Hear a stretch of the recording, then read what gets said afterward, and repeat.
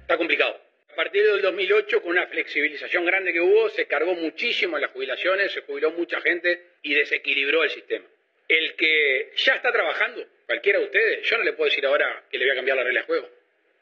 ¿Revisa la seguridad social? Sí, necesariamente bajo algunos parámetros. Primero, no cambiarle la regla de juego al que ya está trabajando.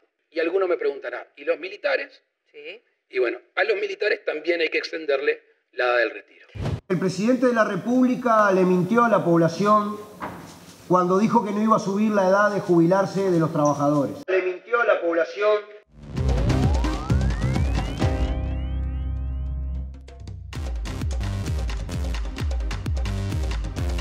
Buenas tardes, bienvenidas, bienvenidos a la edición central de MBD Noticias. ¿Cómo estás, Martín? ¿Qué tal, Natalia? Gracias a ustedes por estar ahí, como siempre, en la pantalla de TV Ciudad. Bueno, veíamos uno de los grandes temas de estos días que seguirá estando sobre la mesa, que es esta reforma previsional o de la seguridad social, depende de los puntos de vista, pero tenemos otros temas. Claro, porque es una de las políticas públicas que genera discusión y la portuaria también ha generado mucha discusión, ¿eh?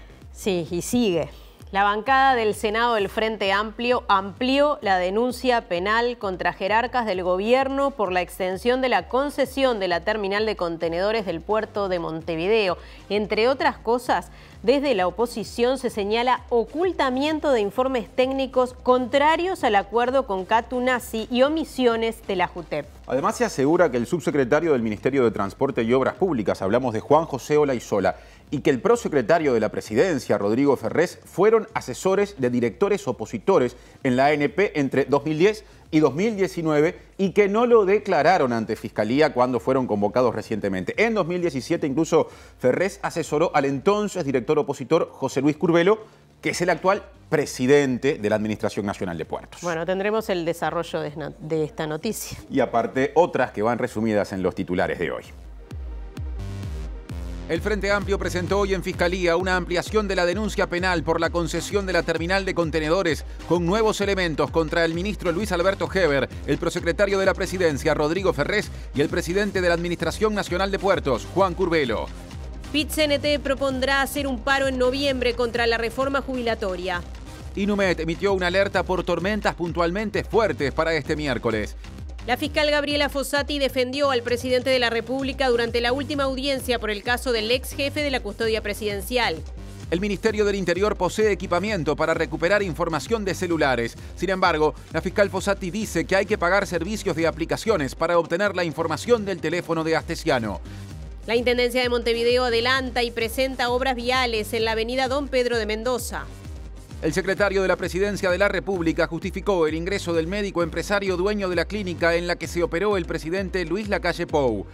La coordinadora de sindicatos de la enseñanza del Uruguay convocó a un paro para mañana en defensa del derecho a la educación.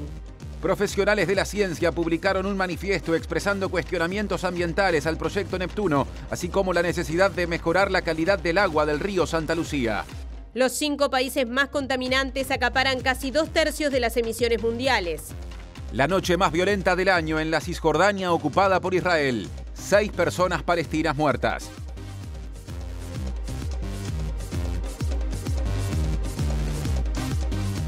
En TV Ciudad y también en Uniradio 107.7 FM en Montevideo y área metropolitana, radio de la Universidad de la República, que en el mundo se puede escuchar a través de uniradio.edu.uy.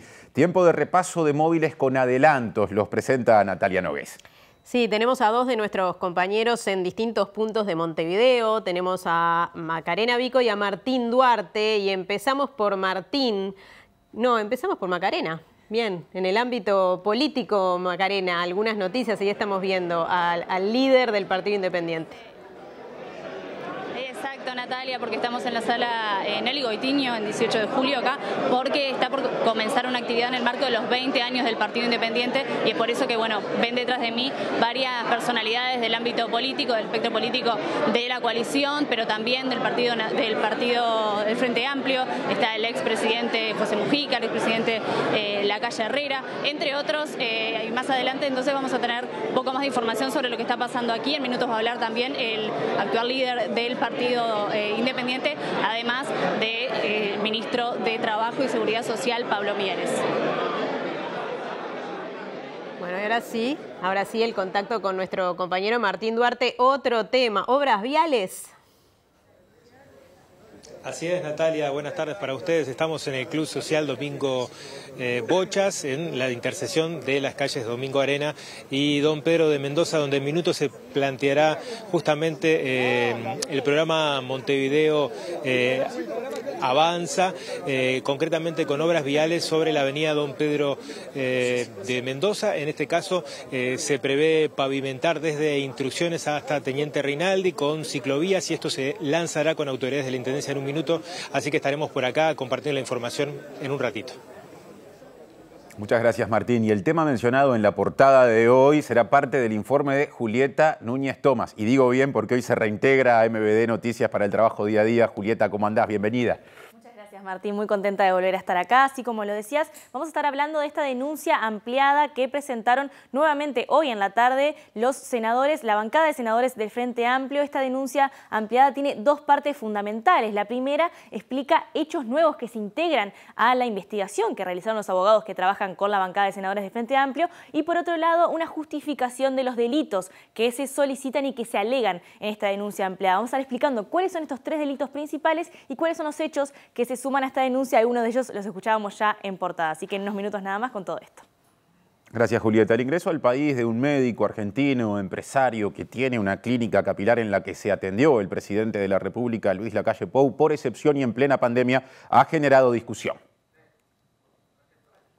Llama poderosamente la atención de que en un momento tan serio y crítico para los uruguayos como fue ese momento que tú mencionás, que a este médico, que es el responsable de una clínica donde se atiende el presidente de la República, se le facilite ese acceso. En este caso había una persona, un médico, que le explicó que venía como inversor en un tema de unas franquicias, que es una empresa multinacional, y en ese marco vino y se lo habilitó. Muchos adelantos hoy, nos queda uno más en piso, Natalia. Sí, porque hoy es día de nuestra columna ambiental y por eso damos la bienvenida a nuestra compañera Mariana Abreu. Así es, ¿cómo andan? Buenas noches. Hoy vamos a estar hablando sobre un manifiesto que elaboraron un grupo de científicos, de académicos especializados en materia de agua, expresando cuestionamientos hacia el proyecto Neptuno, este proyecto para construir una nueva planta potabilizadora en el Río de la Plata. También estos científicos proponen mejorar lo que es la calidad del agua, precisamente en el río Santa Lucía, y también la distribución del agua potable en nuestro país. Así que en un ratito vamos a estar compartiendo esta información. Bueno, variada la información en el día de hoy, y ahora vamos al tema que nos convoca casi todos los días, o todos quizás, el caso Astesiano. Porque en la última audiencia por el caso Astesiano, la fiscal Gabriela Fossati se mostró contemplativa con el presidente Luis Lacalle Pou. Claro, dijo que el ex custodia presidencial dejó al mandatario en una posición difícil.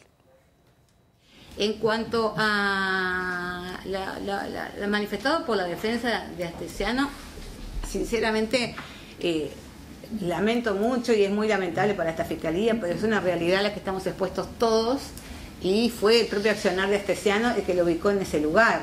No olvidemos de que era una persona que colocó en un lugar difícil nada más y nada menos que al presidente de la República. El mismo presidente de la República ha manifestado el dolor, ha manifestado lo que le ha implicado. Se han hecho muchas comunicaciones a través de la prensa hacia autoridades que nada tienen que ver, porque en todo caso es una situación de confianza, y todos los que estamos en el sistema alguna vez nos hemos llevado un desencanto con alguien que creíamos que era de tal manera y luego surge que era de otra. Entonces, la situación en que él y su familia se encuentran la generó él. Ahora, que su libertad va a obstaculizar, va a entorpecer esta investigación, como ya lo fundamentamos, es absolutamente indiscutible. No hay dos opciones. En libertad, en arresto domiciliario, cualquiera de las tres personas va a generar obstáculos para la investigación. Y la fiscal también dijo que va a tardar mucho tiempo en recuperar los mensajes que Astesiano tenía en su celular. Y que esto tendrá un costo enorme que deberá asumir Fiscalía.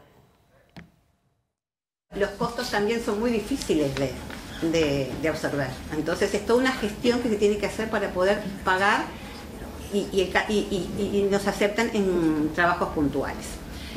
¿Y qué es lo que sucede? Por ejemplo, en el caso de Slibaev, tenemos incautado el teléfono porque oportunamente Juzgado nos dio la autorización.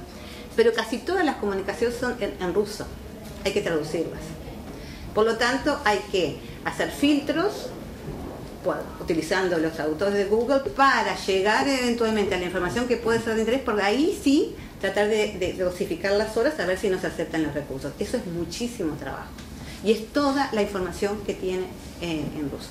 Hasta ahora se ha podido traducir algo, pero se ha hecho de un sistema muy artesanal que luego va a tener que ser respaldado por una traducción idónea, porque no hay traducción pública, para poder presentárselo a usted. Y eso es horas, horas, horas y horas. En el caso de Astesiano, se tiene incautado el teléfono de él desde el día que se procedió a su detención. Como ya la prensa ha comunicado y ya sabe, se había borrado gran parte de la información, pero eso no es un obstáculo porque esa información se puede recuperar. Pero recuperar esa información lleva mucho tiempo y es muy costosa. Y ese tiempo se genera exclusivamente porque Astesiano borró los mensajes. O sea, es mucho costo, hay que pagar servicios de aplicaciones para poder utilizarlos para ese servicio de recuperarlo. Bueno, escuchábamos a la fiscal decir que habría que pagar servicios extras para recuperar la información del teléfono de Astesiano. Sí, esto pese a que el Ministerio del Interior tiene equipamiento para recuperar contenido de teléfonos.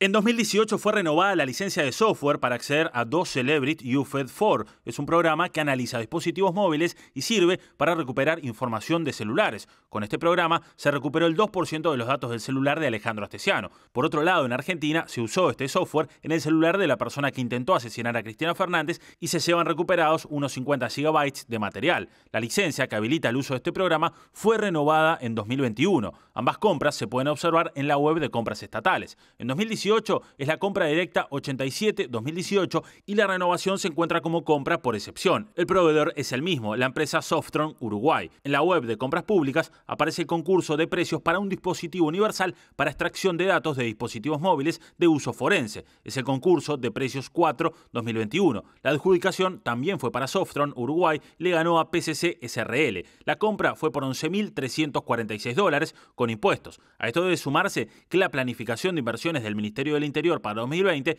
incluye los recursos para la ampliación de los sistemas AFIS, EvoFinder, Codix y Celebrity, el citado para el caso Astesiano, todos dirigidos a reforzar la labor de la policía científica. Actualmente tienen equipamiento para recuperar información de celulares UFED, Universal Forensics Extraction Device de Celebrity, la Brigada Antidrogas de Crimen Organizado, Interpol, Científica y la Brigada Antidrogas de Montevideo. Expertos capacitaron a Policía Científica y técnicos de Científica hicieron lo mismo con otras unidades en el uso del equipamiento para recuperar información de celulares.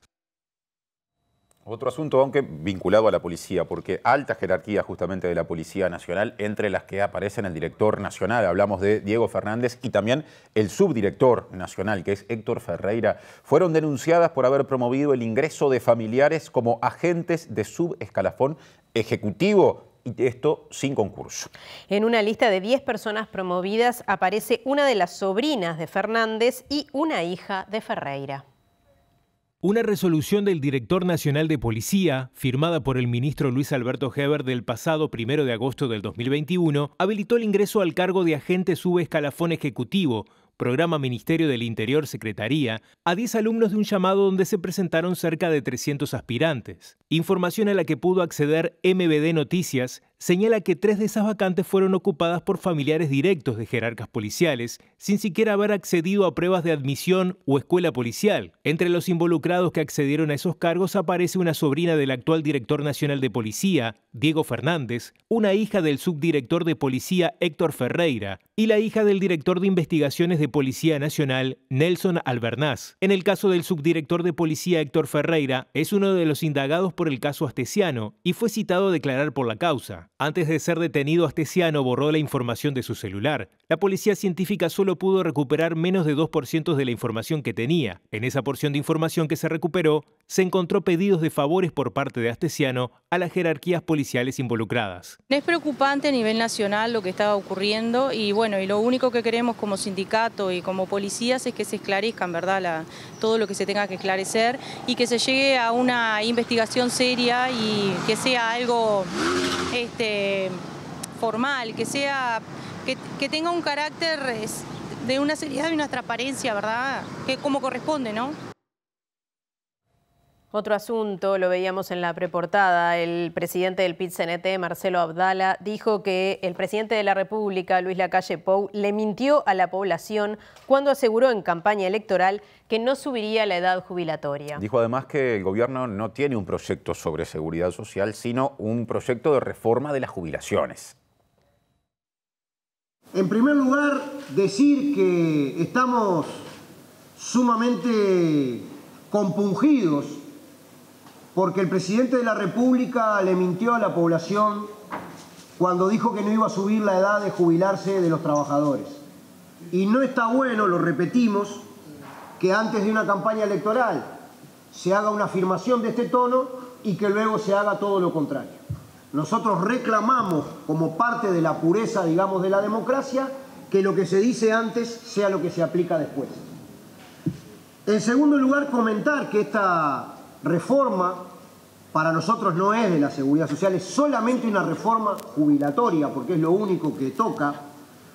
Se inicia en función de una necesidad, digamos, de abatir determinados déficits en la seguridad social y lamentablemente, en primer lugar, mantenemos nuestra valoración inicial, es un proyecto de ley que no toca absolutamente nada que tenga que ver con la financiación. Especialmente cuando vemos que crece la pobreza, cuando vemos que se rebaja el salario y que crece la desigualdad, lamentablemente no toca nada a la gran riqueza del país. Marcelo Abdala subrayó que la Central Obrera rechaza este proyecto de reforma previsional por una cuestión de principios. Aseguró que pierden las personas jubiladas, pierden las personas pobres y pierden los jóvenes, pero hay un sector que gana. Pierden en Uruguay los trabajadores, pierden en Uruguay los jubilados, pierden en Uruguay los jóvenes, porque en la medida que aumenta la edad de jubilarse va a haber mayores dificultades para promover el empleo juvenil, pero hay un sector que gana.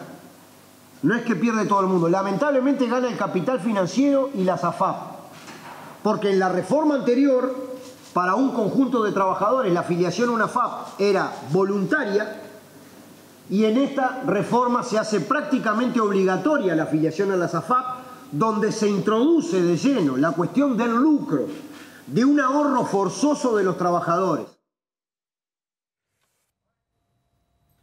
Y ahora volvemos a cambiar de asunto, porque Ricardo Gil Iribarne, el expresidente de la Junta de Transparencia y Ética Pública, la JUTEP, manifestó que sería sano que dicho organismo interviniera en caso de que se comprobara que el médico capilar argentino y empresario Bruno Zifferman ingresó en pandemia por interés particular del presidente de la República, o sea, de Luis Lacalle Pou. Además señaló que se viola lo establecido al no dar las razones explicadas por las que ingresaron personas al país cuando no estaba permitido. Esas autorizaciones de ingreso, en este caso, en el caso de los rusos planteado recientemente, no se indica por qué se los autoriza. Se indica que encuadran en las excepciones previstas en la ley, pero no se indica concretamente por qué es que ese señor o esa señora puede entrar al país cuando estábamos en plena pandemia. Es que hay una violación de la norma a no explicar los motivos de la autorización. Concretamente es el artículo 23 de la ley 19823, o sea, del Código de Ética de la Función Pública. Esto para mí es un hecho comprobado. Lo otro es que en un momento en que deberíamos hacer el máximo esfuerzo por fortalecer la confianza de los ciudadanos en todos, en el sistema, en los políticos, en las autoridades nacionales, pasan estas cosas que seguramente debilitan la confianza del ciudadano común, no importa hacia quién, sino el riesgo que debilita la confianza en el sistema de convivencia que nos hemos dado y eso es lo más preocupante, ¿no? Sobre el ingreso al país del médico capilar Bruno Zifferman, quien habría llegado para una intervención al presidente Lacalle Pou, Gil Iribarne señaló que de ser así, habrían dos intereses en conflicto, el interés general de salud pública y uno particular del presidente. La norma claramente siempre se vuelca a favor del interés general. Entonces, si fuera esa la situación, que reitero, no sé si era, habría sido una violación de las normas porque se habría aplicado o se habría privilegiado el interés personal por sobre el interés colectivo. Esperemos que no haya sido así. Claramente es un tema de la JUTEP y la JUTEP debería intervenir.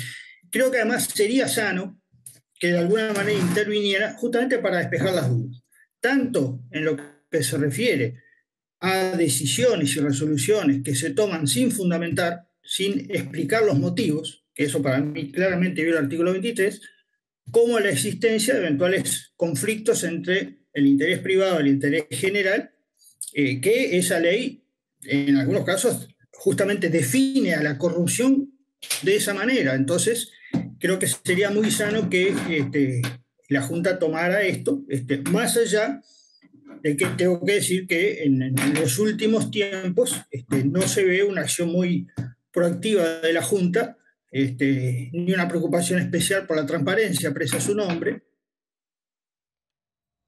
Bueno, y siguiendo en tema, la senadora Frente Amplista Amanda de la Ventura realizará un pedido de acceso a la información pública. Claro, esto es para conocer los detalles del decreto que permitió que por excepción Zifferman ingresara al país. Llama poderosamente la atención de que en un momento tan serio y crítico para los uruguayos como fue ese momento que tú mencionás, había más de 20.000 casos de COVID en ese momento, ese día hubo más de 30 muertos y bueno, y cuando mucha gente quedó del otro lado de las fronteras porque con esa situación no se permitía el ingreso, que a este médico, que es el responsable de una clínica donde se atiende el presidente de la República, se le facilite ese acceso, realmente creemos que necesita la población, no solo nosotros los senadores y los legisladores, la población necesita explicaciones. El pedido solicita tener acceso al expediente que dio mérito a la resolución firmada el 21 de julio del 2021, copia de la solicitud realizada por el médico Zifferman, conocerse al momento de emitir la autorización el secretario de Presidencia, Álvaro Delgado, estaba en conocimiento que el implicado era propietario de la clínica donde se atendía el presidente, y acceso a los expedientes completos de las solicitudes rechazadas por no cumplir con las excepciones previstas en el artículo 2 del decreto 104/20. Va a ser un elemento interesante, importante, el comparar a quienes se les niega y cuáles son los motivos de por qué se les niega ante esta autorización. Porque incluso hay elementos contradictorios, porque por un lado el mismo médico saca una nota diciendo que como que él no era el responsable de hacer esa intervención, sino una doctora. Pero después, a su vez, también ha circulado está una foto donde él mismo en Instagram dice que sí participó de esa intervención junto a un equipo de profesionales en la que aparece en la foto. Entonces, bueno, una vez más, no hay claridad. El secretario de la Presidencia de la República, Álvaro Delgado, dijo que el empresario y médico argentino no se encargó de hacer la intervención del presidente y que no ingresó al país por ese asunto. Agregó que lo hizo como accionista de su empresa amparado en la normativa que regulaba el ingreso excepcional de personas extranjeras durante la pandemia. Una cosa es el interés político con fundamento, otra es ir a hacer casi farándula política. Y la verdad que no es el Uruguay, no es el Uruguay. En este caso había una persona, un médico, que le explicó que venía como inversor en un tema de unas franquicias, que es una empresa multinacional, y en ese marco vino y se lo habilitó, argentino, vino e hizo su trámite como vino un propietario de un inmueble, de un hotel o un establecimiento o una sociedad anónima a una reunión de directorio. Con los recaudos sanitarios se lo habilitó en ese caso. No tiene nada que ver con la intervención que se hizo el presidente. Coinciden con la clínica. Ahora, que coincida con la clínica me parece que es muy rebuscado querer pegarle al presidente de la República por esa vía. Delgado agregó que las intervenciones a las que se sometió el presidente fueron hechas por una doctora uruguaya. Una técnica uruguaya, una doctora uruguaya, una médica uruguaya que está al frente de la empresa del cual el titular vino a comprar una franquicia. Y como otros vinieron a comprar un hotel y como otros vinieron... ¿Por qué cree que se plantea este tema? Y yo creo que en esto está bueno quizá buscar la quinta pata al gato o pegarle al presidente por las dudas o pegarle al gobierno. Bueno, y ahora me toca a mí darle la bienvenida a Julieta Núñez Tomás. Qué suerte que volviste, Julieta. Muy contenta de estar acá, Nati. Muchas gracias. Nosotros también. Bueno, estaremos acá y ya ahora sí me quedo hasta la próxima licencia. Vamos a estar hablando de un tema, como decíamos al inicio, que ha estado perdiendo un poco el protagonismo, porque ha estado bastante presente durante este año a la luz de otros hechos. Estamos hablando del acuerdo que hizo el gobierno con la empresa belga Katoen-Natie y que tiene que ver con la Administración Nacional de Puertos y aquellos políticos que interactuaron en el momento de este acuerdo. Como ya sabemos, mucho ha cambiado desde ese momento, desde ese anuncio hasta ahora. Una de las cosas que ha cambiado justamente cambia en el día de hoy, porque la denuncia que presentaron en septiembre del año pasado los senadores de la bancada del Frente Amplio, hoy a la 1 de la tarde fue ampliada con nuevos hechos en Fiscalía. Se presentó una serie de investigaciones que realizaron los abogados para contribuir a la hipótesis inicial de por qué se realiza esta denuncia. ¿Esta ampliación es por hechos que ocurrieron recientemente? Bueno, en realidad no, son todos hechos que se vienen acumulando a lo largo del tiempo y que tienen que ver con justamente el tratamiento de este caso con este acuerdo, pero que algunos de estos hechos datan de muchos años atrás y justamente tienen que ver con la incorporación de nuevos elementos que surgen a partir de la investigación de los abogados que están llevando adelante esta acusación. Pero en concreto, la ampliación de esta denuncia lo que intenta hacer no es solamente contribuir con nuevas evidencias para la investigación en Fiscalía, sino tratar de comprobar la hipótesis inicial que tiene que ver con determinados delitos que vamos a pasar a explicar en la primera parte de este informe, en la que explicamos de alguna manera por qué se apunta a jerarcas del gobierno vinculándolos a determinados delitos que son preocupantes, que tienen que ver con el interés público y que tienen que ver con la actuación que tuvieron en concreto durante el acuerdo con Katoen-Natie y posteriormente durante la información pública que se brindó al respecto y la actuación también incluso de otros ministros del gobierno. Los senadores del Frente Amplio realizan en la denuncia ampliada un alegato en el que presentan frente a Fiscalía lo que entienden como evidencia de 3 delitos principales. El primero de ellos es la falsificación ideológica de documentos públicos. En una resolución de 2021 que firmaron todos los ministros, se dice que el Poder Ejecutivo recibió el asesoramiento preceptivo de la Administración Nacional de Puertos, que exige la Ley de Puertos. Según esta denuncia ampliada, esto es falso, puesto que el expediente en el que se tramitó la solicitud ni siquiera existía. Otro de los delitos es el de fraude, que, según explica el documento, es un delito que comete un funcionario público que procede con engaño para beneficiar a un tercero, dañando a la administración. En este caso determinan, entre otras cosas, que el exministro de Transporte y Obras Públicas, Luis Alberto Heber, procedió con engaño al declarar que contaba con varios informes jurídicos que indicaban que se iba a perder el juicio, reconociendo después que estos informes no existían. Por último, alegan el delito de abuso de funciones, apuntando principalmente al presidente de la Administración Nacional de Puertos, Juan Curbelo, que no informó al directorio del ente sobre resoluciones vinculadas a Katoen-Natie. Según los denunciantes, todo esto configura evidencia de que existía un plan de que nadie supiera lo que estaba planeado antes de que estuviera consumado el acuerdo.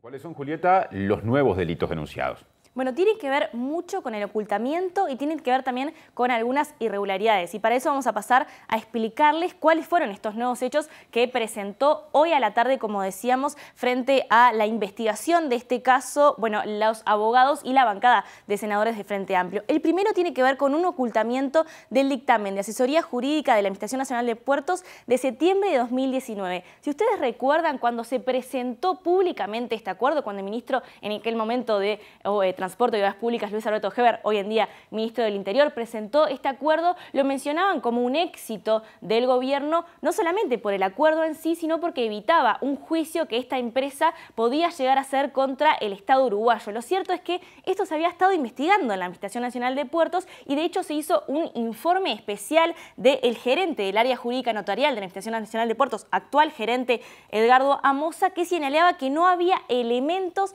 para entender que Uruguay perdería el juicio contra Katounassi porque Katounassi no estaba cumpliendo su parte del acuerdo anterior con el gobierno uruguayo, con el Estado uruguayo.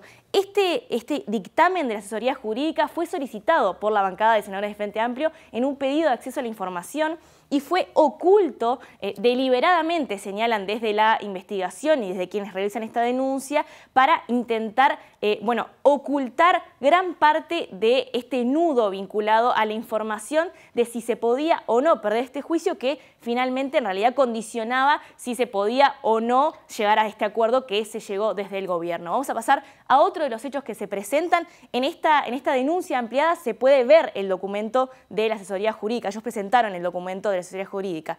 Otra tiene que ver con las irregularidades en el accionar de la mayoría de la Junta de Transparencia y Ética Pública. Estas son unas cosas que mencionan, obviamente, desde quienes acusan por estos delitos a jerarcas del gobierno. Y esto tiene que ver con un informe, tiene que ver con varias cosas, principalmente con un informe que Fiscalía le solicita a la Junta de Transparencia y Ética Pública, que, como ya sabemos y coinformamos públicamente, señalaron que no había irregularidades, no hacen observaciones al trabajo de los jerarcas de la Administración Nacional de Puertos vinculados a este acuerdo, pero lo que mencionan como una irregularidad es, por un lado, que no permitieron adjuntar a este informe que se le elevó a Fiscalía el informe discordante de la integrante del directorio de la Junta de Transparencia y Ética Pública de Frente Amplio, que hacía varias observaciones sobre el accionar de estos jerarcas. Por un lado eso, por otro lado tiene que ver con que anteriormente este mismo directorio de la Junta de Transparencia y Ética Pública falló vinculado a informes económicos en otros dos casos, como lo son Gas Sayago y Antel Arena, y en esos casos habían señalado que los informes eran insuficientes, en este caso que no había informes propios de la Administración Nacional de Puertos, no lo señalan, y además otra de las cosas es que señalan desde la defensa, quienes realizan esta denuncia, que este informe de la Junta de Transparencia y Ética Pública interpreta erróneamente el informe del Tribunal de Cuentas sobre el accionar de Juan Curbelo, el presidente de la ANP, vinculado a si hubo o no abuso de funciones. Vamos a pasar ahora a otro de los hechos. El tercer hecho agregado en este caso tiene que ver con la aprobación tácita del plan de inversiones presentado por la empresa de Terminal Cuenca del Plata, Katounassi, como una omisión deliberada. ¿Qué sucede? Estos informes tienen, este plan de inversión tiene 30 días para ser aprobado por directorio por la normativa interna de la Administración Nacional de Puertos. Sin embargo, estuvo 40 días en la Secretaría General y esto lo que logró fue una aprobación tácita de este plan de inversiones. Si no se aprueba dentro del directorio en más de 30 días, se aprueba en sí, sin tener que pasar por el directorio. Esto fue lo que sucedió y es uno de los elementos que suman como una omisión deliberada por parte de autoridades de la ANP. Y por último vamos a ver el último hecho, que tiene que ver con ocultamiento, como le decíamos antes, ocultamiento de la función de asesoría que desempeñaron Ferrés y Olaizola. Es algo que vimos al inicio, lo mencionaban los conductores cuando arrancábamos el informativo. En esta denuncia que se presenta hay uno de los elementos que tiene que ver con un elemento claramente político, que es la actuación que tuvieron dos personas que están vinculadas a este acuerdo, como lo son Juan José Olaizola, que es subsecretario del Ministerio de Transporte y Obras Públicas, y el prosecretario de Presidencia, Rodrigo Ferrés. Ambos, entre 2010 y 2019, fueron asesores de varios directores de la oposición en ese momento, es decir, actual gobierno de la Administración Nacional de Puertos. Por lo tanto, ambos tenían conocimiento de este caso, del caso Katounassi, de si estaban cumpliendo o no el acuerdo con el gobierno uruguayo antes de hacerse este nuevo acuerdo, e incluso lo que mencionan en esta denuncia es que Rodrigo Ferrés, prosecretario de Presidencia, en 2017 fue asesor directo de Juan Curbelo, el actual presidente de la Administración Nacional de Puertos. Así que todas estas cosas en conjunto vamos a seguir desarrollándolas. Es un expediente muy amplio de más de 200 páginas que explica de alguna manera todos estos casos. Vamos a escuchar ahora a Charles Carrera, senador de Frente Amplio, explicando uno de estos puntos que preocupan especialmente a quienes están haciendo defensa de esta acusación, que tiene que ver con el rol de la Junta de Transparencia y Ética Pública. La situación de la JUTEP nos preocupa, lamentablemente no está cumpliendo con el rol institucional que tiene que cumplir. Nosotros lo que estamos denunciando acá es que la JUTEP no se permitió que la vocal representante del Frente Amplio pudiera dar su opinión, su dictamen. Pero además lo otro es que lo que nosotros decimos es que la JUTEP realizó una mala lectura de la resolución del Tribunal de Cuentas. Porque el Tribunal de Cuentas siempre, en los diferentes informes jurídicos, lo señalaban que el presidente de la Administración Nacional de Puertos actuó en forma ilegal, en forma arbitraria. Y además el Tribunal de Cuentas dijo que habría que hacer un señalamiento sobre la conducta. Esto tendría que haber pasado por el directorio y no pasó. Entonces hace una lectura equivocada y nosotros lo estamos diciendo. Bueno, y el PIT-CNT prepara una movilización con paro parcial para el 16 de noviembre contra la reforma previsional y en reclamo de un diálogo social sobre seguridad social. Los detalles se definirán en los próximos días. Sí, además también se anunció que la convención sindical adhiere a la convocatoria de la Intersocial para una movilización que se va a realizar pasado mañana. Con una concentración va a ser la propuesta desde la Universidad de la República, tan castigada, tan discriminada en estos momentos, hasta el Palacio Ejecutivo, en lo que va a ser una enorme movilización del movimiento sindical para defender nuestros postulados en materia de seguridad social. Siempre decimos que nosotros no descartamos ninguna de las formas de la acción, digamos, ¿no?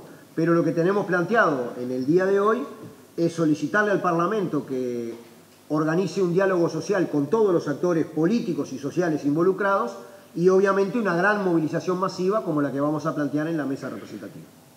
Fíjense ustedes que 540.000 trabajadores en este país ganan menos de 25.000 pesos. Hay condiciones de trabajo que son penosas. Sin más, se eleva la edad de jubilarse. Entonces, es realmente una propuesta sumamente contraria a la población trabajadora, ¿no? Más de la agenda sindical, porque la Federación de Obreros y Empleados de la Bebida, la FOEB, se declaró en alerta tras el anuncio empresarial de importación de cerveza argentina rotulada con marcas uruguayas. La Dirección Nacional del Sindicato se reúne este miércoles para definir medidas. El grupo empresarial propietario de FNC, uno de los más grandes del mundo, anunció que toda la producción para un año de latas de las marcas Pilsen y Norteña se importará desde Argentina. Puede afectar 20 compañeros que son los que están en la línea de producción. Uno dice 20, no son tanto, pero yo les digo que es el 20% de la mano obra ocupada en la planta mina, porque son no más de 100 trabajadores. Lo que esto puede afectar también el mercado interno del departamento, un departamento con alto índice de desocupación que va a dejar de tener un ingreso por parte de lo que son estos trabajadores que vuelcan toda su economía en el departamento de La Valleja. Los trabajadores advierten que esto puede ser la primera etapa de un problema que se puede agravar debido a la falta de políticas que protejan la producción nacional. Una sustitución de lo que es la mano de obra nacional por importada no es una política de precio lo que se está buscando, es simplemente aumentar el margen de ganancia. Y bueno, justamente nosotros decimos que si hoy había una ganancia determinada dentro de este producto, no es bueno que por aumentarla sea desplazada la mano de obra nacional. Entonces, a partir de estas iniciativas que nos han planteado la semana pasada, bueno, la Mesa Directiva Nacional mañana tomará definiciones en el asunto. Y bajo la consigna no negocian, imponen, mañana habrá un paro nacional de 24 horas de la Coordinadora de Sindicatos de la Enseñanza, que incluirá una movilización. Y este paro se extenderá a jardines, escuelas, liceos, locales de UTU, de formación en educación y también a la educación privada, en reclamo de mayor presupuesto y en contra de la reforma educativa. La paralización es convocada por la Federación Uruguaya de Magisterio, la Asociación de Funcionarios de UTU, los profesores y trabajadores de enseñanza secundaria, la Unión de Funcionarios del Consejo Directivo Central y el Sindicato de Docentes de Formación en Educación. Los docentes universitarios no paran, pero convocan a participar de la movilización. En tanto, los docentes de secundaria extienden el paro hasta el próximo jueves. Por un lado, una reforma educativa que viene con un gran marketing político, pero que hasta el momento la comunidad educativa la desconoce cuál es la propuesta curricular, desconoce cuál es el sistema y los criterios de evaluación y desconoce profundamente cuáles van a ser los impactos.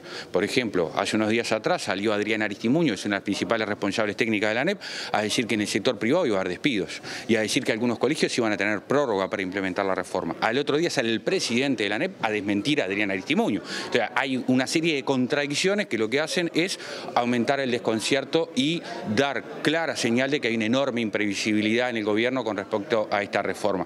Y el segundo aspecto no menor son los recortes presupuestales, ¿no? 40 millones de dólares de subejecución en INAU, 80 millones de dólares de recortes en la ANEP y un congelamiento presupuestal en la Universidad de la República que va a llevar que al final del quinquenio la universidad tenga un 7,5% menos de presupuesto para una matrícula mucho mayor y para un despliegue en todo el territorio nacional mucho mayor. Entonces, sumamos reforma educativa improvisada, inconsulta y recortes presupuestales y obviamente esa es la base de esta movilización de reclamo y de protesta de sindicatos y gremios estudiantiles. A partir de las 10 de la mañana se convoca a la concentración para la marcha que parte de la explanada de la Universidad de la República hacia Torre Ejecutiva. Pasamos por el PIT-CNT, sindicatos de la educación, sindicato de la bebida, ahora sindicato del CASMU, tiempo de móvil con Diego Martini. Diego, buenas noches. ¿Qué tenés para contarnos desde ahí?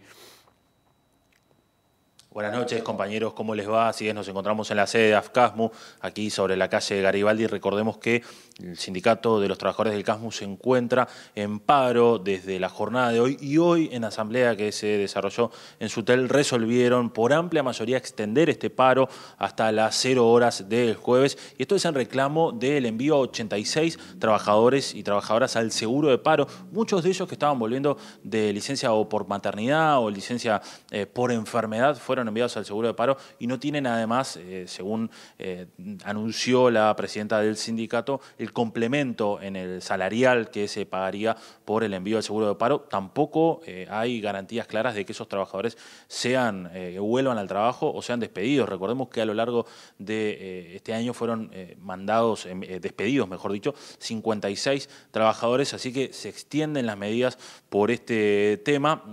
Hace unos días Raúl Rodríguez, presidente del CASMU, había enviado una notificación diciendo que estos envíos al seguro de paro a estos 86 trabajadores y trabajadoras eran por una política de modernización de CASMU, donde se implementaban nuevos trabajos con la tecnología que hacían que no necesitaran tanto personal. Pero hoy a la mañana, al mediodía, mejor dicho, hablamos con la presidenta de AFCASMU, con Sonia González, y esto decía.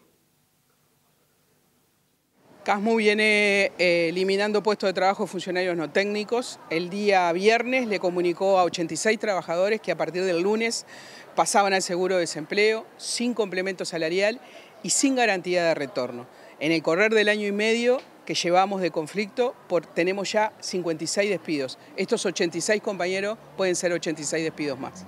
¿Qué resolvió la asamblea que acaba de culminar y que la resolución es por amplia mayoría? Sí, la amplísima mayoría. La asamblea resolvió continuar el paro por 72 horas hasta el jueves a las 24 horas y hacer una serie de movilizaciones. Ahora nos vamos en marcha hacia 8 de octubre y Abreu para protestar por estas resoluciones. En el día de mañana tendremos conferencia de prensa junto con la Federación.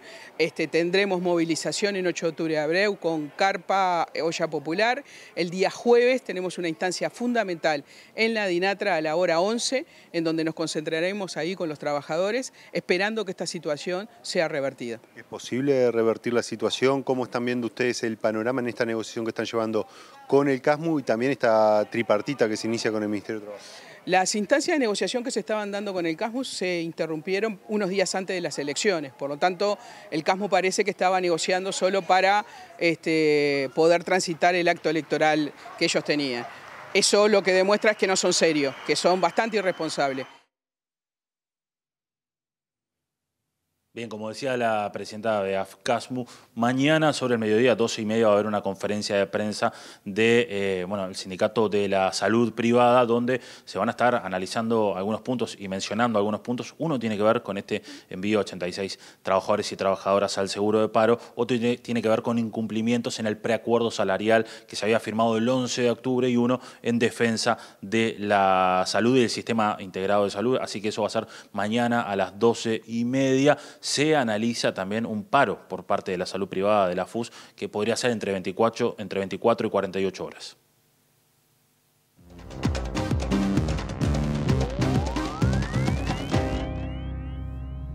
Bueno, se está hablando bastante en estos días de ingresos, de salarios, porque se conocieron los datos de niveles de ingreso laboral y salarios sumergidos del Instituto Cuesta Duarte. Sí, claro, son datos que dan cuenta, por ejemplo, de que en el primer semestre del año 2022 hubo más de 540.000 personas que en mano obtuvieron menos de 25.000 pesos uruguayos. Pero profundizará en estos asuntos y los cruzará con otros datos y detalles Germán de Agosto en su columna de hoy. ¿Cómo te va, Germán? ¿Cómo andan? ¿Todo bien? Todo bien.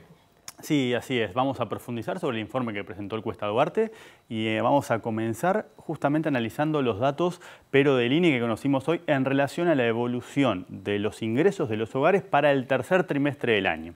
Y esto es lo que vemos acá. Acá lo que estamos viendo es justamente cómo han evolucionado en términos interanuales, es decir, estamos comparando contra igual periodo del año anterior, y en términos reales. ¿Qué quiere decir en términos reales en este contexto? Que estamos descontando el efecto de la inflación. Tuvimos la caída en el segundo trimestre, justamente producto de una contracción del salario que se venía haciendo algo sostenido y también del estancamiento del empleo. Esas dos cosas confluyeron para tener esa caída acá del 1,2%. Lo que estamos viendo a partir del dato de hoy es una recuperación del ingreso de los hogares que también tiene que ver con lo que pasó con los salarios en los últimos meses, vinculado justamente a el adelanto de los correctivos y esa pequeña corrección que tuvieron los salarios cuando los analizamos en términos reales. Acá, en esta variable, confluyen ambas dimensiones. Confluyen justamente los salarios, confluye el empleo y otros ingresos que también tienen los hogares por otro tipo de actividades y transferencias, ¿sí? Para tener un poco la noción, más allá de las variaciones, estos son de alguna manera los niveles del ingreso que tienen los hogares en el tercer trimestre de este año. Tenemos para el total país 82.000 pesos, luego hay un contraste naturalmente entre lo que es el ingreso de Montevideo y lo que es el ingreso del interior. En particular, si analizamos las variaciones de estas dos dimensiones, lo que tenemos es un aumento bastante importante del ingreso de los hogares en Montevideo, del 8% interanual, y acá tenemos una caída del entorno del 2% interanual para el interior. Es una brecha muy grande esa, ¿no? Pienso en que desde el interior surgen, por ejemplo, las materias primas que también cotizan y que tanto vende Uruguay. Sí, esto siempre también es un rasgo característico que nosotros lo vemos incluso, por ejemplo, cuando analizamos las líneas de pobreza, por poner un ejemplo. También vos tenés líneas diferenciadas entre lo que es Montevideo e interior. Y dentro del interior incluso tenés distintas localidades y a medida que se va achicando la localidad, mayores son justamente las brechas que se van generando. ¿Sí? En este caso lo que tenés es justamente que tenés dos trayectorias distintas cuando comparamos con el dato del mismo trimestre del año anterior. Y esto simplemente es qué pasa si agarramos todos los hogares y los ordenamos por su ingreso de menor a mayor y nos quedamos con el del medio. Bueno, el del medio, que es lo que sería la mediana, justamente percibe, ¿sí? La mitad de los hogares percibe 63.600 pesos o menos, ¿sí? Esto es lo que nos corta al medio ese ordenamiento por ingreso de los hogares. Entonces, estos son los datos que conocimos hoy del Instituto Nacional de Estadística, ¿sí? Ahora vamos a pasar y vamos a ver distintas dimensiones del informe que ustedes ya habían adelantado ayer, que es del Cuesta Duarte, donde estamos analizando el nivel de ingresos. En general nosotros abordamos las variaciones de los salarios, acá estamos viendo el nivel salarial y, como bien decía Martín, lo que tenemos en el primer semestre de este año es más o menos un 35% de los trabajadores tiene lo que son salarios sumergidos, entendido como un ingreso líquido menor a 25.000 pesos, justamente por 40 horas semanales en su ocupación principal. Y acá estamos viendo lo mismo, pero empezando a desagregarlo. Entre los hombres, los salarios sumergidos afectan al 33%. ¿Sí?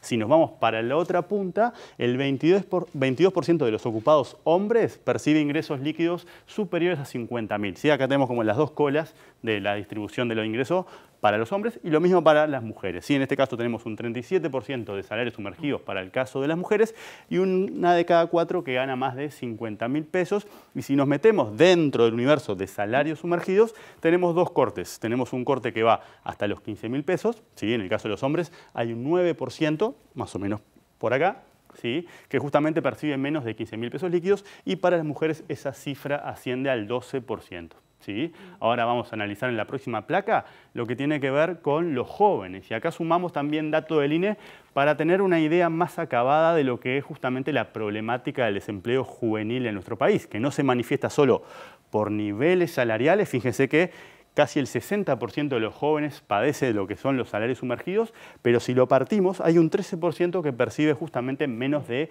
15.000 pesos y es apenas un 5% el que gana más de 50.000 pesos líquidos por 40 horas semanales. Y esta es la parte que tiene que ver con el nivel salarial, pero si nosotros analizamos, y eso es algo que venimos haciendo porque los datos del INE así lo permiten, fíjense lo que es el desempleo entre las personas menores de 25 años. 26% cuando el desempleo general de la economía, son los datos de agosto porque es lo último que tenemos de este universo, ¿sí? Es del 8%. Fíjense en lo que es el empleo. Cuando vemos el empleo, la tasa de empleo, estamos viendo de todas las personas que tienen edad de trabajar y son menores de 25 años, ¿cuántas efectivamente están ocupadas? ¿Cuántas están ocupadas? Apenas el 30%. Miren lo que son las tasas para la economía en general y lo mismo pasa con la participación laboral de los jóvenes, ¿sí? Y estas mismas brechas se mantienen si analizamos dimensiones asociadas a la calidad del empleo que tiene que ver con el subempleo o con la informalidad. O sea que todo el componente o el universo de variables que tenemos justamente nos ponen en orden de magnitud lo que es la problemática de inserción juvenil en nuestro país. ¿Sí?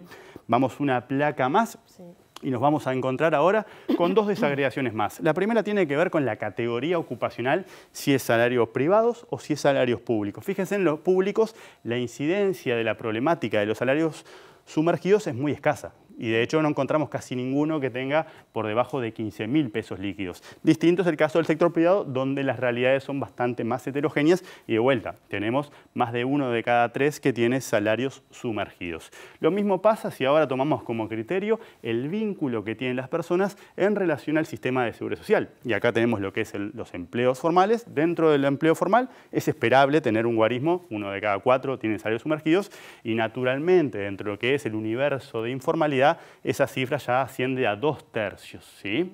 Y ahora simplemente para terminar, perdonen que ha sido una sopa de números, pero teníamos bastantes formas de disgregar la información, lo que tenemos en la última placa tiene que ver con la parte sectorial. Bueno, de los sectores de actividad que tenemos relevados por el Cuesta Duarte, ¿cuáles son los que están más afectados por la problemática justamente de los salarios sumergidos? Que son los que están acá abajo. ¿Sí? El sector de comercio, servicio doméstico y restaurantes y hoteles. En estos tres casos, los salarios sumergidos que están representados por la barrita blanca son más del 50%. ¿Sí? Más de la mitad de los trabajadores de estos tres sectores no percibe más de 25.000 pesos líquidos por 40 horas semanales en su ocupación principal. Seguramente donde hay más jóvenes también. Acá es donde se localizan más los y más jóvenes. Mujeres. Y más mujeres. Y estos son los sectores, en particular en este sector que es completamente feminizado, ¿sí? Y en particular son los sectores que van a seguir enfrentando una situación compleja. En el caso del comercio, piensen todo lo que hemos analizado en torno a la frontera, por ejemplo. En lo que tiene que ver con restaurantes y hoteles, piensen en la temporada turística. O sea, son sectores... Con respecto al interior estaba pensando eso, en esa brecha que obviamente está incluida ahí, ¿no? Claro, acá tenemos esa composición. De hecho, el informe general tiene más información de la que podemos presentar acá para no marear, pero ahí incorporas ese tipo de dimensiones y si nos recorremos hacia arriba encontramos que en estos tres sectores, ¿sí? La problemática ya es un poco menos acuciante porque afecta al 10 o menos % de los trabajadores que están ocupados dentro de esos tres sectores. Sí. Muchas gracias, Germán. Muchas gracias a ustedes. Seguimos adelante con otras informaciones que tienen que ver con, en este caso, la industria de alimentos locales, porque el presidente de la Cámara Industrial de Alimentos, hablamos de Juan Pedro Flores, alertó acerca del riesgo de pérdida de puestos de trabajo en un sector que, ya que venimos hablando de trabajo, emplea a 40.000 personas. Y si tendrá que ver con lo que veníamos hablando y lo que contaba y decía Germán, atribuyó el problema a la diferencia cambiaria de Uruguay con Argentina y Brasil. Flores recordó que durante la pandemia la industria uruguaya permitió el armado y reparto de canastas para población vulnerable y el abastecimiento del mercado interno, pero que una vez terminadas las restricciones sanitarias se ven desprotegidos en un escenario comercial adverso. Desde ahí le venimos pidiendo al gobierno alguna solución o apoyo. Se abrieron las fronteras y solo con viajar notas que no solo en los productos de alimentación, en cosmética, bebida y todo lo demás, los precios son irrisorios, dijo el empresario en declaraciones a Montevideo Portal. No pretendemos proteccionismo o una sustitución de importaciones, dijo Flores, sino igualdad de condiciones. En las góndolas estamos llenos de productos importados legalmente que no cumplen muchos con las normas y los que cumplen tienen una diferencia de entre un 30 y 40% en el precio, afirmó el Ejecutivo. Como ejemplo, explicó que unas galletitas surtidas en Uruguay de 300 gramos cuestan 130 pesos al público, mientras que las traídas desde Argentina de 400 gramos cuestan entre 80 y 90 pesos. Es imposible competir con un país que viajás y ves gente con maletines comprando galletas, aceite, fideos. Acá medio kilo de fideos está a 80 pesos y allá a 25. Flores explicó que en el sector alimentación hay unos 40.000 puestos de trabajo y en el caso de la Cámara sobre 14.000 y 18.000, pero cada vez van a ser menos, alertó. Bueno, y ahora vamos a hablar de agua. Es cierto, sí, porque es día de columna de ambiente con Mariana Abreu. ¿Qué dicen las y los científicos, Mariana, con respecto a la calidad del agua y el proyecto Neptuno? ¿Cómo te va? Todo bien. Bueno, los científicos y científicas hicieron un manifiesto, elaboraron este texto. Estamos hablando de un grupo de académicos especializados en agua, porque Uruguay tiene dos problemas vinculados al agua potable. Uno es la cantidad, el problema de abastecimiento, sobre todo en la zona metropolitana y en algunas épocas del año. Y para esto, las autoridades como respuesta plantean el proyecto Neptuno, del que ya hemos hablado en otras oportunidades. Se trata de esta nueva planta potabilizadora en la zona del departamento de San José, con toma en el río de la Plata, pero también hay un problema de la calidad del agua, porque el recurso está en un proceso de degradación por razones que están estudiadas y ahora vamos a comentar. Pero, bueno, como decía, este grupo de científicos, científicas que vienen trabajando desde hace décadas. Estamos hablando de gente que tiene formación de doctorado en adelante, docentes de la Facultad de Ciencias de la UDELAR y también del Centro Universitario Regional también de la UDELAR, que expresaron en este texto varias cuestiones. Una de ellas, como decías Martín, tiene que ver con cuestionamientos a este proyecto Neptuno por entender que presenta eventos de salinidad que se pueden agravar, el Río de la Plata, ¿no? La zona donde va a estar ubicado. También presenta problemas en relación a las cianobacterias, estas algas tóxicas para la salud humana y también para la salud animal, y porque también en el Río de la Plata va a haber un conductor de residuos que va a venir de la ciudad de Buenos Aires. Esto se llama un emisario subacuático, pero en definitiva es eso, y que no se sabe todavía cómo va a estar afectando al agua que luego se va a tomar para potabilizar. Y por otro lado, estos científicos también plantean la necesidad de mejorar la calidad del agua del río Santa Lucía, la fuente donde actualmente se extrae el agua para potabilizar para la zona metropolitana y otros ríos también, mejorar la distribución y por último también proponer un grupo de trabajo de académicos, algo así como un GACH del agua, ¿no? Un grupo de científicos que asesoren a las autoridades en materia del agua. De hecho, es ilustrativo que este manifiesto termina con 2 hojas de referencias bibliográficas, ¿no? Porque, bueno, como decíamos, estos científicos y científicas entienden que no se está tomando en cuenta lo suficiente a la gente que viene trabajando en estos temas. Así que vamos a escuchar en primer lugar a Marcel Achcard, quien es docente de la Facultad de Ciencias y también uno de estos académicos que firmó el manifiesto. Vemos que el proyecto Neptuno, desde el punto de vista ambiental, se ha tomado muy a la ligera y que no nos ofrece garantías de tener agua bruta de buena calidad para potabilizar en la zona del Río de la Plata, que tiene una frecuencia de eventos de salinidad bastante más alta de la que se está postulando desde el consorcio de empresas y desde el ministerio. La frecuencia y la duración de los eventos seguramente aumente. También nosotros hemos evaluado a partir de imágenes satelitales el comportamiento de la presencia de cianobacterias en la zona. Esa presencia está en aumento. El tercer elemento de riesgo que vemos se vincula con la construcción que ya se está realizando de un emisor subacuático en Buenos Aires, que va a verter los desechos hacia el Río de la Plata. Recién yo te comentaba, ¿no?, que a mí me da la impresión que a los políticos les gusta la ciencia cuando la ciencia les dice lo que quieren escuchar.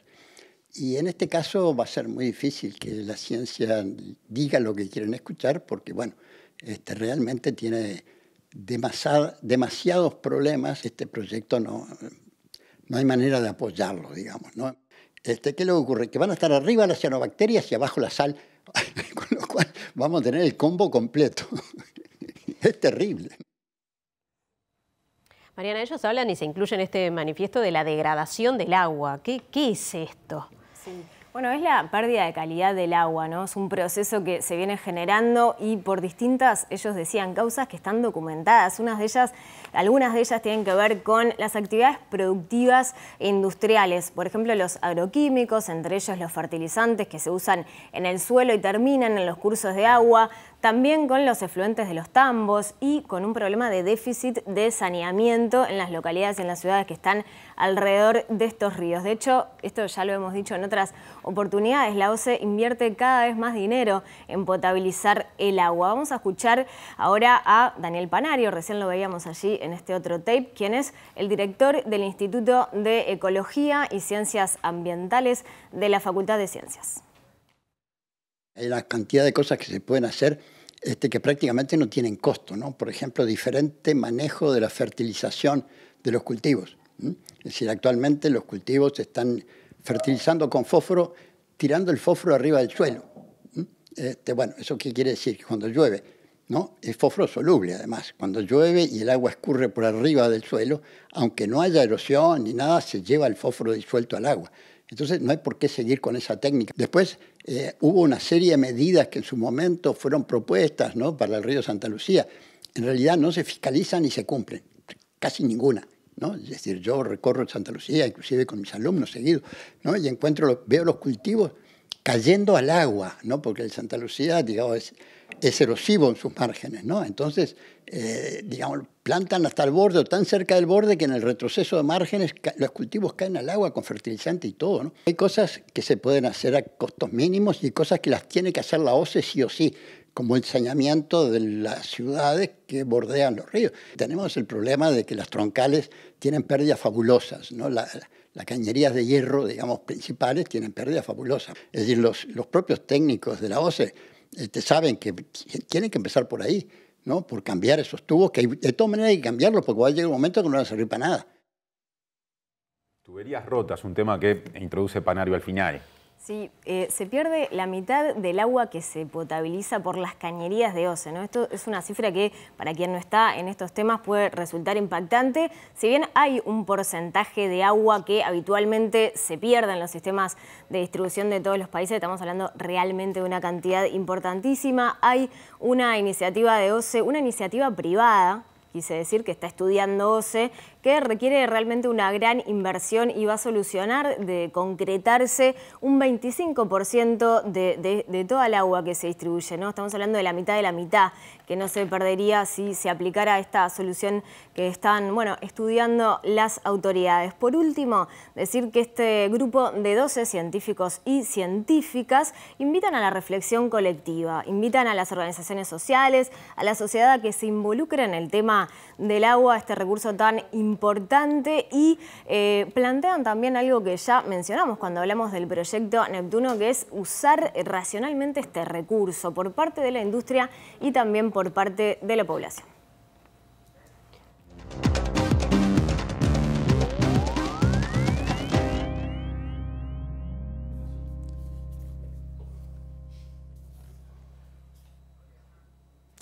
¿Qué tal? Abrimos nuestro capítulo internacional, lo hacemos naturalmente en Brasil, donde siguen ocurriendo cosas. No vamos a referirnos hoy a las encuestas que van a seguir de aquí al próximo domingo, pero sí a algunas cosas que han estado pasando. Por ejemplo, el candidato del PT, Lula da Silva, dijo que no va a buscar la reelección en caso de ganar en esta instancia en el año 2026. Por otra parte, vamos a hacer un alto en lo que es la búsqueda de votos, en este caso en los sectores religiosos de Brasil, particularmente los evangélicos. Tanto Lula como Bolsonaro, que allí tiene un gran apoyo, siguen insistiendo en este sector que tiene gran influencia desde el punto de vista electoral. Aunque siempre estuvo presente en la agenda política, la religión ha ganado un protagonismo sin precedentes en Brasil, un país laico de mayoría católica que asiste al fuerte crecimiento e influencia de los evangélicos. Este último grupo se ha convertido en uno de los respaldos más visibles del líder de la ultraderecha brasileña, quien abrazó bajo su paraguas a los sectores más conservadores de la sociedad con una acérrima defensa de los valores cristianos. Con la Biblia como escudo y Brasil encima de todo y Dios encima de todos como lema, el mandatario brasileño ha peregrinado en los últimos meses por los templos para reafirmar el apoyo concedido por los evangélicos, grupo que representa alrededor del 30% del electorado. Consciente de la influencia y poder de los evangélicos dentro y fuera de la política, Lula ha centrado sus esfuerzos en la recta final de la campaña en intentar arrebatar al presidente Bolsonaro la bandera de Dios y familia, por lo que se ha rodeado en las últimas semanas de frailes franciscanos, monjas, curas y pastores evangélicos, entonando cánticos religiosos, rezando y recibiendo bendiciones para ratificarse como un hombre creyente en Dios y deshacerse de la imagen de la que lo acusan de forma peyorativa sus detractores. Para apaciguar los ánimos entre los evangélicos, Lula da Silva lanzó la semana pasada una carta dirigida a ellos en la que se comprometió con la libertad de culto y con la familia, al decir que esta es sagrada ante un grupo de fieles y pronunciándose en contra del aborto. Desde grupos bolsonaristas acusan a Lula de firmar pactos con el diablo, mientras que la oposición ha relacionado a Bolsonaro con la masonería, grupo que los evangélicos y católicos asocian con Satanás y con el canibalismo. El secretario de Estado de los Estados Unidos, Antony Blinken, le pidió al presidente israelí Isaac Herzog una desescalada en Cisjordania. Es que hubo 6 muertos en las últimas horas. Tiene que ver con los enfrentamientos entre milicianos de un nuevo grupo que está empezando a tallar en la zona de Cisjordania, particularmente en Nablus y también en Jenin, compitiendo, entre comillas, naturalmente, con los planteamientos que ya hacen la Yihad Islámica y otros grupos armados como Al-Fatah y los mártires de Al-Aqsa. Lo cierto es que en las últimas horas 6 muertos quedaron de ese enfrentamiento y preocupa la escalada de violencia que se está dando en esa zona de Cisjordania ocupada. Fuertes enfrentamientos armados se desataron en Nablus cuando tropas de Israel entraron y destruyeron un edificio utilizado, según un portavoz del ejército, como fábrica de bombas por Lions Den, una nueva milicia nacida en esa ciudad y responsable de decenas de ataques en las últimas semanas. Las fuerzas de seguridad israelíes, en un comunicado, indicaron que una fuerza conjunta de soldados del ejército, agentes del Shin Bet, la agencia de seguridad israelí y unidades antiterroristas allanaron un escondite en la ciudad vieja de Nablus que estaba siendo utilizado como taller de bombas por importantes miembros de los Lions Den, y acusaron a los palestinos de disparar, quemar neumáticos y arrojar piedras a las tropas, por lo que devolvieron el fuego. El Ministerio de Sanidad palestino identificó los 5 muertos en Nablus, además de confirmar 20 heridos en los enfrentamientos, 3 de ellos graves, mientras otra muerte se registró en la aldea de Nabi Saleh, al norte de la ciudad cisjordana de Ramallah. Tanto la Yihad Islámica como las brigadas de mártires de Al-Aqsa han confirmado su participación en los enfrentamientos contra el ejército israelí, que centró su operativo en los Lions Den, una nueva milicia que ha ganado gran popularidad entre los más jóvenes en el norte de Cisjordania, cuyas filas crecen rápidamente y que no tienen un mando ni una jerarquía clara en el grupo. Volvemos a la guerra en Ucrania, pero particularmente en aspectos que tienen que ver con la reconstrucción de Ucrania, porque el G7 está reunido en Berlín y ha estimado en $18.000 millones el aporte que hará a ese país para las infraestructuras y la reconstrucción. Claro está que no van a esperar que termine la guerra porque estiman que es necesario que esto sea rápido y ahora. Por otra parte, el presidente alemán Frank-Walter Steinmeier está visitando Ucrania después de que en abril se abortara una visita cuando Ucrania consideraba que Alemania era muy tibia en la ayuda que le estaba brindando a su país. Por otra parte, los apagones siguen en la gran mayoría del territorio ucraniano expandiéndose por las razones que ya conocemos de ataques a infraestructuras críticas que ha llevado adelante Rusia en los últimos días. El canciller alemán Olaf Scholz, coanfitrión del encuentro con la presidenta de la Comisión Europea Ursula von der Leyen, destacó que no se trataba de una conferencia de donantes, sino de una cita destinada a dar una estructura sólida y duradera a la ayuda internacional que Ucrania precisa a corto, mediano y largo plazo. Tanto Bruselas como Berlín estiman en unos 3.000 millones de euros o hasta 5.000 millones el déficit financiero mensual que arrastra a Ucrania como consecuencia de la guerra, y la Unión Europea está dispuesta a asumir un tercio de ese coste, lo que representa unos 18.000 millones para todo el 2023. Mientras tanto, los ucranianos se preparan para la falta de electricidad este invierno debido a los bombardeos rusos sobre la red energética en las últimas semanas, y la oficina presidencial ha informado que más de 1 millón de hogares se han quedado sin electricidad tras los ataques rusos y al menos 1/3 de las centrales eléctricas del país han quedado destruidas de cara al invierno. Desde el inicio de la guerra, Rusia ha lanzado 85 ataques contra instalaciones eléctricas ucranianas, 51 de las cuales se han registrado solo en el mes de octubre, por lo que para hacer frente a esta situación, Kiev ha empezado a imponer cortes de electricidad programados, al tiempo que las autoridades ucranianas sostienen que los ataques masivos a las instalaciones energéticas de su país se intensificaron tras la explosión en el puente de Kerch que une la Crimea anexionada con Rusia. Rishi Sunak ya está instalado como primer ministro británico en el 10 de Downing Street. Ha recibido ya la bendición, por decirlo de alguna manera, del rey Carlos III y dijo que deberá tomar decisiones difíciles para encauzar la economía de Gran Bretaña, que se ha visto muy golpeada por los errores, según dijo, que se han cometido en los últimos tiempos a nivel político, pero también con la difícil tarea de reunificar al Partido Conservador, que ha quedado bastante lastimado después de todos los episodios que arrancaron con la salida de Boris Johnson y con el descalabro que provocó el paso de Liz Truss por la magistratura. Ahora ya ha nombrado a su nuevo gabinete y se prepara para encarar esta nueva etapa frente al gobierno de Gran Bretaña. El nuevo primer ministro británico Rishi Sunak recibió el encargo del rey Carlos III para convertirse en el líder del gobierno, un día después de su victoria en el seno del Partido Conservador, que experimenta una crisis interna tras la dimisión de Liz Truss, y desde la residencia oficial en el número 10 de Downing Street dijo que la prioridad de su administración es devolver la confianza a la población, recuperar la estabilidad en un contexto de una profunda crisis económica y social, en la que enmendar los errores de las pasadas administraciones es fundamental. Durante su primer discurso, Sunak dijo que trabajará en unir a su partido y al país, además de enfocarse en mejorar la golpeada economía británica, al tiempo que hizo referencia al programa de protección al empleo que él mismo introdujo cuando era ministro de Finanzas en la administración de Boris Johnson y que le otorgó gran popularidad al hoy primer ministro durante la pandemia por entregar miles de millones de apoyos a negocios y trabajadores afectados por los confinamientos a causa del COVID.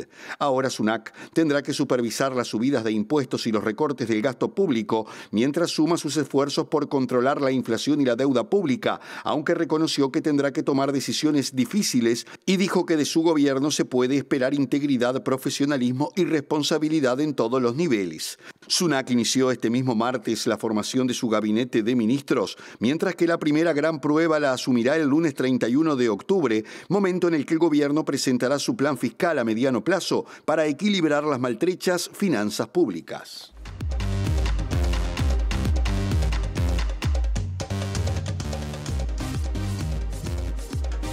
Segundo y último bloque de MB de Noticias, edición central en la pantalla de TV Ciudad, casi que exclusivamente desde exteriores. Ahora móvil con Martín Duarte y Asuntos de Montevideo. Adelante, Martín. Sí, Martín, buenas noches. Está culminando en estos momentos la actividad que se llevó a cabo con vecinos y con la presencia de autoridades de la Intendencia, entre ellas, la Intendenta Carolina Cose, donde, se planteó el inicio de obras para el próximo año, enero del 2023, de la renovación de la avenida Don Pedro de Mendoza entre avenidas Instrucciones y Teniente Rinaldi. Esto llevará un plazo de 10 meses de trabajo, según confirmó la Intendenta, y estos trabajos de alguna forma van a beneficiar a los vecinos y vecinas del barrio Manga, Casa Valle y Piedras Blancas. Se estima que por esta avenida circulan alrededor de 16.618 vehículos por día, y esto mejorará en torno a los plazos de conectividad. En torno a los tiempos de la obra y la inversión, justamente Carolina Cose, al ingresar a lo que fue este encuentro con los vecinos, nos decía esto a MBD Noticias. La inversión de esta obra es de 4 millones de dólares. ¿El plazo cuándo arrancamos? Arrancamos en enero y son 10 meses de obra. Bueno, enero, 10 meses de obra, ojalá que menos, esperemos, se verá. Y son todas al mismo tiempo, por eso justamente adelantamos todas las obras, ¿no? Hace unos días presentamos Luis Valleverres, que también se va a estar haciendo al mismo tiempo más o menos. Ya estamos presentando, hace también un par de días, presentamos las acciones sobre todo lo que es la zona de Boulevard Artigas, Tres Cruces, que van a ser acciones distintas, ¿no? Con aplicación de inteligencia artificial y también con alguna prohibición de estacionar de un lado de Boulevard Artigas. Y así vamos a seguir en 9 zonas más de Montevideo con acciones destinadas a desatar la congestión, pero también con los parques, ¿verdad? Con el Botánico, con el Parque Villa Dolores ya tuvimos presentación. En breve nos vamos a lanzar el concurso para el Balcón del Cerro, o sea que vamos a seguir presentando y todas estas obras van a ir desplegándose más o menos en paralelo, que ese era un poco el objetivo, que el impacto de trabajo y el impacto en la ciudad fuera más o menos al mismo tiempo para generar más puestos de trabajo y también para generar más y mejor Montevideo para todas las montevideanas y montevideanas. Va a incidir en la conectividad, tanto esta como Luis Valleverdes tienen un tráfico vehicular denso de miles y miles de vehículos y creo que van a impactar en la vida, en los tiempos de transporte que van a disminuir, así como también todas las acciones que vamos a tomar, así como en la zona de Boulevard Artigas, en 9 zonas más, en todo Montevideo. Todo va a impactar a una mejor movilidad, a un tiempo de transporte más bajo y a más construcción urbana, ¿verdad? Más construcción de urbanidad en todo Montevideo. Y de un móvil a otro, ahora recibimos otra vez a Macarena Vico sobre el cierre prácticamente de la edición de hoy. Hay conferencia de prensa, hay una actividad. Sí, Martín. Bueno, se están conmemorando los 20 años del Partido Independiente y en ese marco se están destacando por parte del partido la importancia de los partidos políticos para el fortalecimiento de la democracia. En ese sentido, su líder, Pablo Mieres, destacó como una señal la participación de referentes de todos los partidos del país para, digamos, acompañar esta celebración y resaltó la defensa de la democracia y la institucionalidad como uno de los caminos que ha tomado el partido en estos 20 años. Además, dijo que es una oportunidad el poder demostrar para el partido que hay capacidad de gestión ahora como parte del gobierno nacional, como integrante del gobierno, y confirmó que va a estar el Partido Independiente con sus propuestas en el marco de la coalición de cara a las elecciones, las próximas elecciones, así que de alguna manera confirmó que la coalición va a seguir como una propuesta de gobierno y no independiente el partido en sí. Además, el próximo 13 de noviembre va a haber una convención por parte del Partido Independiente como parte de la celebración de estos 20 años. Ahora está sucediendo una mesa de diálogo que está compuesta por el politólogo Adolfo Garcé, la politóloga Victoria Gadea y el filósofo y comunicador Facundo Ponce de León. Los dejamos con eso. Tres equilibrios muy difíciles. Un equilibrio muy difícil, especialmente difícil, es el equilibrio entre escuchar y liderar. Los partidos políticos uruguayos son lo que son y duran lo que duran. Bueno, y así vamos terminando esta edición, nos vamos rapidito, pero para darle lugar aparte a nuestro compañero de lado B, a Wilmar Amaral. Claro, viene Wilmar, más tarde habrá NBA en la pantalla de TV Ciudad, así que una noche fuertísima que primero precisa el repaso del tiempo. Sí, el repaso del tiempo, además con la llegada de tormentas puntualmente fuertes y precipitaciones, según dice Inumet, en el litoral oeste, norte y este del país. Y en la zona metropolitana vemos las lluvias para mañana, miércoles 26 de octubre, 14 de mínima, 23 de máxima. Mejor estará el jueves, el 27 de octubre, tendrá en Montevideo y cercanías mínima de 15 grados, máxima de 23 y la lluvia ya no estará. El viernes ahí aparece alguna nube y miren la máxima 28 grados y la mínima 12. Y hasta aquí llegamos efectivamente con la edición de hoy, Natalia. Exacto, pero nos reencontramos mañana a las 19 horas. Gracias por estar, que pasen bien.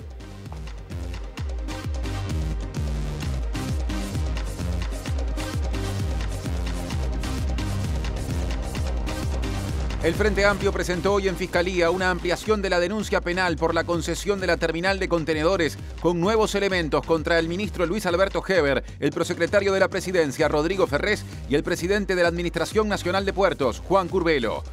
PIT-CNT propondrá hacer un paro en noviembre contra la reforma jubilatoria. Inumet emitió una alerta por tormentas puntualmente fuertes para este miércoles. La fiscal Gabriela Fossati defendió al presidente de la República durante la última audiencia por el caso del ex jefe de la custodia presidencial. El Ministerio del Interior posee equipamiento para recuperar información de celulares. Sin embargo, la fiscal Fossati dice que hay que pagar servicios de aplicaciones para obtener la información del teléfono de Astesiano. La Intendencia de Montevideo adelanta y presenta obras viales en la avenida Don Pedro de Mendoza. El secretario de la Presidencia de la República justificó el ingreso del médico empresario dueño de la clínica en la que se operó el presidente Luis Lacalle Pou. La coordinadora de sindicatos de la enseñanza del Uruguay convocó a un paro para mañana en defensa del derecho a la educación. Profesionales de la ciencia publicaron un manifiesto expresando cuestionamientos ambientales al proyecto Neptuno, así como la necesidad de mejorar la calidad del agua del río Santa Lucía. Los 5 países más contaminantes acaparan casi 2/3 de las emisiones mundiales. La noche más violenta del año en la Cisjordania ocupada por Israel. 6 personas palestinas muertas.